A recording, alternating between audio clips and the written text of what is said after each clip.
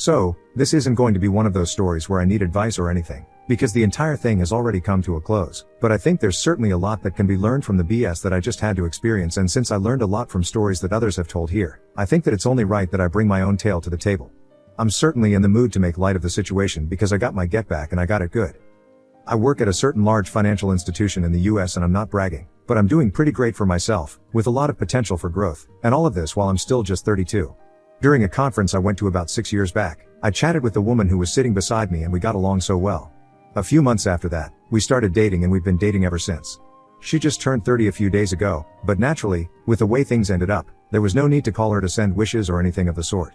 It was exactly on her 29th birthday that I popped the question and she said yes right away. There's a bit of a smile on my face looking back at that because it was one of the happiest days of my life, and I'm sure of hers, but that's soured a lot now. Aged like unrefrigerated milk. Either way, I asked her to marry me, she said yes, and we were engaged. Happy days, am I right? Now, I'm not certain if I'm the only one who has experienced this before, but when you deal with women who are too scared to talk about their sexual adventures with their friends, you, as a partner, might end up being the person they choose to start yapping to. I've had this happen in 2 separate relationships, of which this was one of them. I think most men don't want to continually hear stories of all the men that their girlfriend, or fiancée, or wife has slept with. It's the same way I don't attempt to indulge any woman with the people I've slept with. Anyway, it happened a few times before I finally told her that I really don't care to hear all her stories. But before that point, I had heard a lot about her most recent ex. I think it is fair to hear about exes in any new relationship, but I don't need the sexual details. The guy's name was Chris and they had a pretty toxic relationship, but he was so goat in bed. Of course, we had slept together at this point and I had to wonder whether I was that goat in bed too. Maybe less OS for me.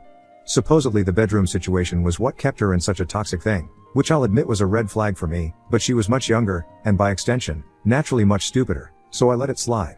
Anyway, that's necessary background to what I have to say next. I heard a lot about Chris in the early stages of the relationship, but after a point, nothing else.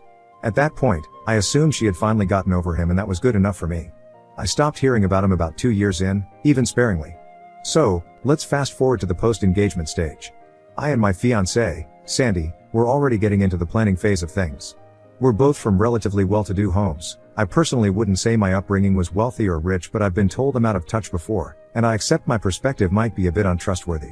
Either way, both parents wanted something relatively big. I was fine with a friends and family type of situation, no uncles or aunts I hadn't seen since I was a toddler, but everyone, including Sandy, wanted it to be spectacular, so I gave up and let them have their way. Now, here's where things get fun. Admittedly, this is where things went to hell for me back then, but as I said, I'm trying to be relatively lighthearted with the situation now. We were searching for a venue, and everyone wanted something in some kind of scenic location, like a private beach, a 10,000-year-old church, city hall, and on and on. Fortunately for me, I made it clear that I was fine just finding an event space in the city, but I was told I didn't have vision, so I told them they could do all the groundwork regarding the location. I wouldn't be stressing myself over something I wasn't that concerned over. So, regarding a venue, Sandy told me that she was going to check out 3 of them with a friend, and I was totally fine with this. I mean, what was there to object to? She's been with a friend to try out caterers and to look at dresses, so big whoop. So the day goes by and she tells me that she checked out a few places with this friend and that a certain old church was tickling her fancy quite nicely. She said she was going to check it again, in a few days with the same friend, just to make sure she still felt the same way about it, and I told her that was fine. Because once again, I didn't care about the venue and there was nothing that I could see to make any aspect of the situation seem off. Eventually, she went back to check the venue out with her friend again, and the consensus was that it'd be the place for her, so we put our name down and we'd have to pay a deposit within 30 days to book the day for ourselves. I eventually did, so the venue was set. Now, everything went swimmingly for the next few weeks. Wedding preparations continued along just fine, with additional things being settled, but for the most part, we hadn't put down too much money. I am very fortunate to have had things happen the way they did, because one day, when my wife went to sign for a delivery, she left her phone on the kitchen island, and who do I see a notification from? Chris. You there, babe? I was very tempted to go through her messages, but she came back within seconds, holding the package she had picked up. I had no confirmation that it was the same Chris, but if there was another Chris calling her babe, I think that it'd somehow be worse in its own special way. It had to be her ex. Now, I was able to keep my emotions in check, because I know how guys can be. He could be an ex being pushy or trying his luck with pet names and sexual innuendo, and she might be completely unreceptive to it. But as long as she had no idea I knew, I could wait for an opportunity to read more. That opportunity came about 10 days later when her friend came to pick her up to go look at flower arrangements. She just happened to forget her phone, which was perfect for me. There was a chance of her coming back to get her phone, but I wasn't going to waste the chance, so I picked it up and went straight to her messaging app and looked for Chris. They had been talking. In fact, they had been talking a lot. There was a lot of regular stuff there, some talk about the wedding. He mentioned the venue and how beautiful it was, saying we should go there again sometime. Outside of wedding duties. Ah, so he was the friend she went with. It only rushed back at that moment that she hadn't given me a name, and she usually did. She went with her ex, of all people. The same Chris I hadn't heard of in ages. The same Chris who was so amazing in the bedroom. That spurred me to keep reading up and up and up. Yeah, until I got to the juicy bits. There was a lot of sexting. A lot, and it was as explicit as you could imagine. Well, it remained in text form for the most part, but there were pictures exchanged. I had to go far up, but it was right around the time that they went to check out the old church the second time. Things were relatively sanitary from there down, besides pet names being thrown around. I couldn't tell if they had slept together, but she clearly didn't regret what they had done at that point, because they were still talking actively. She was keeping the idiot on speed dial. That's when I heard the door unlock. Now, at that moment, I considered putting her phone down. I really strongly considered acting like I wasn't doing anything. But you know what, I said to hell with that. I let her walk in on me holding her phone. As soon as we locked eyes, I saw her eyes widen and she nearly sprinted towards me, trying to force a lighthearted "what you doing?" When she got by my side, she saw Chris's chat open on her phone and I just looked up at her from where I was sitting. She struggled to find words to say. I could see her lips trying to move. "You went through my phone? Really? Are you serious?" Yes, she tried to make me the villain. I was so pissed off by the response, but all I did was laugh. I actually think it might have seemed like I was crazy because she took a step back. I actually had no idea. I genuinely had no idea. I said to her, "Your lover sent a message when you went to sign for the package that other day. I saw the notification, and that's what spurred me to check your phone. I definitely had reason to do this, so don't even try and flip things on me.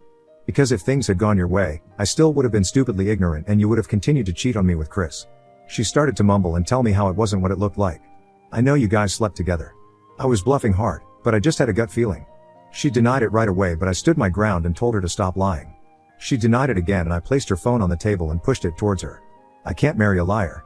That's when she erupted into tears, wailing and telling me that it was just once. I laughed again. "Just once, yet you sexted with him? You guys are still in contact?" "It was a mistake, baby. I made a mistake." She kept trying to touch me but I kept swatting her away. That line was incredibly funny to me because it was only a mistake because I caught her. She would have kept going along with me and her ex on the side. She would have gotten married to me and probably kept sleeping with him. Like, the length things could have gotten to had I not caught this slut was actually quite distressing. To think that I had no idea and I had trusted her entirely before I just happened to see that message on her phone. It's riling me up right now thinking of it.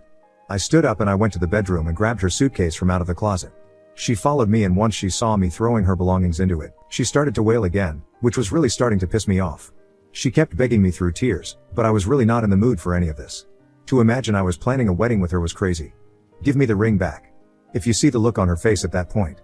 It was like she had seen a ghost. I think despite everything, it was at that point she actually realized how deeply she had messed up. She realized the actual consequences of her actions. My hand was outstretched in front of her for like 2 minutes before she finally took the ring off and placed it in my hand. She didn't even fight it and that made me glad since I was starting to run out of patience at that point. After roughly shoving some of her stuff into the suitcase, I passed it to her and told her to get out of the house, which she did silently. That night, I locked the door, turned off all the lights, and I got drunk. The next morning, I woke up to several missed calls. There were some from her, some from her parents, and even some from my parents. Obviously, she had to have told them that I said the wedding was off, but I wondered if she had told them why. Almost definitely not, I thought at the time. Honestly, I wasn't in the mood to talk to anyone because there was nothing they do beyond either sympathizing with me or telling me that Sandy and I could work past things. I didn't want to have to put up with either of those. At a few points during the day, people came knocking on my door, but I was silent all through and they eventually left. It wasn't until the next day that I created a group chat and added both sets of parents, Sandy, and her siblings. I wrote a very long message detailing absolutely everything that happened, in as much detail as I cared to include at the moment. I didn't care that her parents were there or that mine were there. If they were going to have any input on the state of the soon-to-be cancelled wedding, they'd need to know exactly where I was coming from. So yeah, I told them absolutely everything. It was tiring recapping the whole saga, but I did. The group chat was silent for a full hour after that, even though I could see that several of them had read the messages, including my ex-fiancée. The first indication I had gotten that someone had actually comprehended the entire thing was when my dad called me. I remember exactly what he said. "Son, I'm sorry. You made the right choice. It'll hurt, but it was the right choice. That stuck with me because a weaker man might have gone back to his vomit when the pain got too strong, but I never even considered it every time I remembered that line. Throughout the day, I got messages and calls, some of which I replied to, some of which I ignored. It was clear though, that everyone had gotten the news and there was no point talking to me about it because my mind was set. That right there, was pretty much the last time our wedding plans were so actively spoken about, at least to my knowledge. Her parents never tried to plead with me because I assumed they had the sense to know their daughter had messed up immensely. But the thing is, that wasn't enough for me. It really wasn't. I really had to make Sandy hurt the same way I did because calling off an engagement isn't real pain for her if it was merely the consequences of her actions. The first thing I wanted to do was get at Chris, but I really couldn't figure out how. I had no real dirt on him, though I did hope that Sandy would want nothing to do with him, seeing as he was the root of all the embarrassment and pain she had gone through. After all, her immediate family all knew she was an unfaithful hoe, and that was satisfying. It probably would have helped if I had come to ask for help here on how I could get back at Chris, but honestly, my mind wasn't in the right place at the time. I hope you can understand that. So I let him go despite not wanting to. However, the real person I needed to get back at was Sandy, and I had a plan. Here's the thing, we weren't together anymore. Anyone I chose to sleep with at this point was entirely fair game, even if it were her sister. No, I wasn't planning to sleep with her sister, I'm just making a point. The thing was, I wanted to make sure it had hurt her a lot. So I had two options: sleep with the people she loves the most, or sleep with the people she hates the most. Considering how our relationship had gone down the toilet, all her best friends would have been aware and they'd be difficult terrain for me to navigate. However, the people she hates would be a different kind of evil. I mean, if you're reading this, think about it. How would you feel if your partner slept with the annoying guy at the office who you absolutely hate?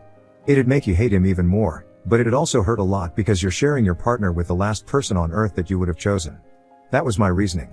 So, I had to go through my head to figure out a few female coworkers that my wife had complained about a lot. Top of the list was a Sophia, who she hated because she thinks she's all that, which was probably girl speak for feeling threatened by her. That might have meant she was a hottie, and I was excited to find out.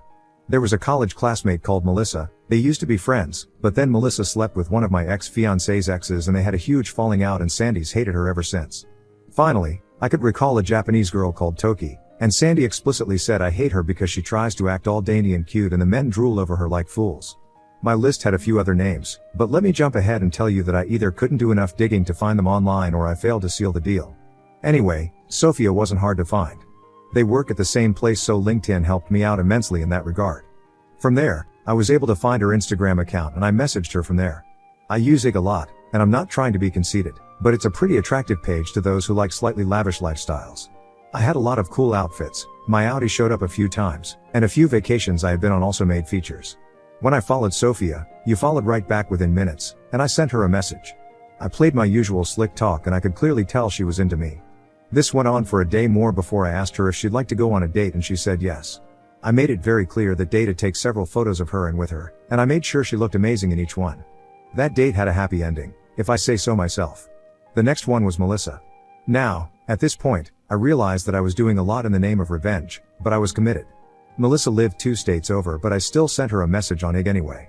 The problem was, and I didn't bargain for this, she recognized me. My wife and her had not kept in touch, but I guess Melissa made it a habit to keep occasional tabs on her life out of hate or something, and I certainly showed up on my wife's social media. I was found out, so I went for an honest route. I let Melissa know I had split with Sandy and she said, "Good, I hated her." The next message: "Oh, I'm sorry. I know you must still love her." I told Melissa that, no, I did not still love her, and I was looking exactly for someone who I could share my hate with. She started a voice call with me immediately after that message. I did find that odd, and we got to talking about my ex-fiancée. At a point, I just blurted out, "I want to get back at her," and Melissa, apparently a chronic homewrecker, said, "You could sleep with me." At this point I could see why Sandy hated her back then, but this just worked in my favor. See, setting things up was incredibly easy. I flew over on a weekend, Melissa and I went bowling and sightseeing in her city, again, with lots of photographic evidence for my devious purposes, and then we went to her house and had some fun. She even let me take some very suggestive photos of her. Apparently, the hate between the two of them was a lot deeper than I envisioned. Finally, it was time for Toki. I was lucky with this one because I found her on Tinder. I had no idea what she looked like, but the name Toki was certainly not common for the area I lived in. I matched with her right away and I sent her a message. She was pretty slow with her replies, and when I proposed a date, she said she wouldn't be available for the week. It took a while for me to seal the deal, especially because when I eventually went on a date with her, it took 3 dates to get anything to happen. I got my photos though, of course, all taken with her fully aware. It took exactly 6 weeks for me to finalize all of this, and I won't lie, I really wondered whether I was a psychopath to go through all that trouble to get back at someone. But I knew I'd finally feel a lot better at the end of it, so I brushed those feelings aside. I texted Sandy out of the blue one day and it took her ages to reply, but she eventually did. We got through some very awkward pleasantries, but I told her I wanted to meet up with her, though I didn't tell her what for, and I'm certain that got her hopes up.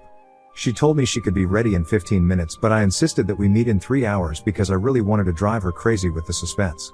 No, we were not getting back together, but I bet that's what she thought. Finally, the time came, and I met her at a park. She was there before I got there, which was unsurprising since I had been as sluggish as possible while preparing. She stood to hug me and I accepted it. It was easier to get her hopes up if I wasn't too cold. We went through a bunch of dry pleasantries before I took out my phone and sent her a bunch of media. I told her to take a look. Her straight face melted into a frown as she opened the photos I had sent to her. The first face she saw was Sophia and she said, "Why are you showing me this?" But before I could answer, she scrolled to the next picture, which had me and Sophia in it. Then she kept scrolling, past the Sophia pictures to the Toki ones. She was a lot of fun to be around. I made sure to say that extremely casually. I saw tears welling up in Sandy's eyes as she kept looking. Then, she saw Melissa. First, a video of me and Melissa bowling, and then the more explicit one. She literally watched that video loop 3 times before I said, "None of these women were as bad as you made them seem. In fact, they were all a lot better than you, especially where it mattered most." She flipped out. She stood up and started howling expletives at me. She kept pointing her finger at me aggressively, and I wondered if she was going to feel the whim to hit me at any point. But she just kept screaming and shouting about how I was a scumbag and how I was a piece of crap and on and on. Honestly, I kind of zoned out because I was reveling in the way she was shaking with rage. At a point, she said, "You made it seem like you're a saint, but you're worse than me." I stopped her there. I wasn't the one who reconnected with my ex, slept with him, kept having charged conversations with him, and did that all while I was engaged. I am not engaged now, and that's because of everything you did, so if you're mad, you can only be mad at yourself. I said all of that calmly and I stood up. Really, you can only be mad at yourself, Sandy. This was simply what you deserve. She started to cry again, and this time, she looked truly broken, but that was it for me. Seeing that look was like closure. I truly felt satisfied that I had done what I needed to do.